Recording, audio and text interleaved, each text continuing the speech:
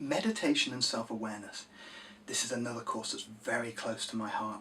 I've been meditating now for the last 15 years, and I've been working with an energy called light and sound, which helps me to separate my identity as the Mark character, which is the personality in front of you, and an identity that is behind Mark.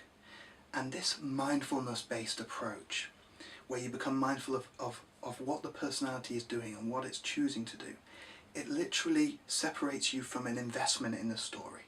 The story's always going to be going up and down, and you know, the answer to life is not about making life perfect, because there is no such thing as perfect, except perfect's already here. There's no such thing as perfect as in everything's always good, because you need the bad to know what the good is.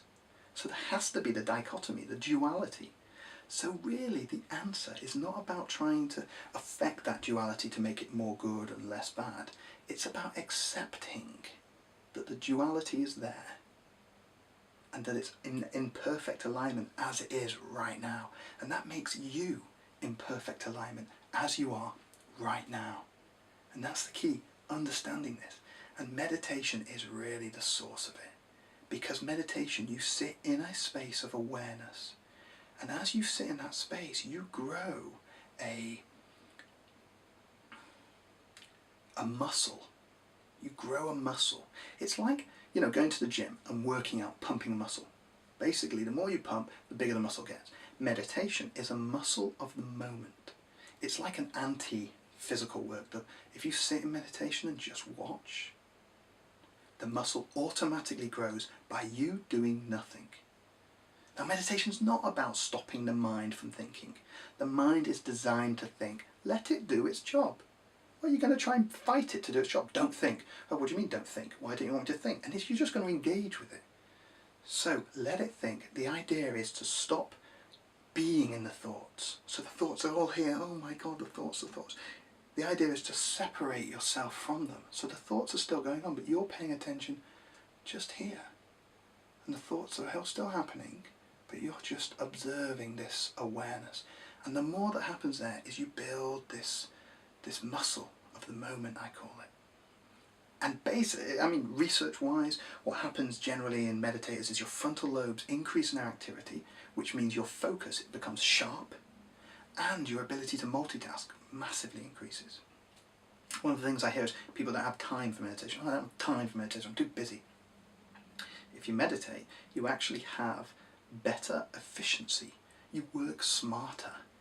And you enjoy it more because you know that everything's in flow. And really, when something tragic happens, as it does always in life, there's got to be the down if there's the up. When the shit hits the fan, you are more in acceptance of it. That doesn't mean you're going to change whether you like it or not. You're still going to like it or dislike it. The same things are going to be the case. You're not going to suddenly become this, you know, Zen master or hippie where you just kind of go, oh, everything's love and peace. It's not about that. Meditation is about awareness of your own inner strength. And the ironic thing is, the inner strength comes from you doing no thing. Just accepting and allowing.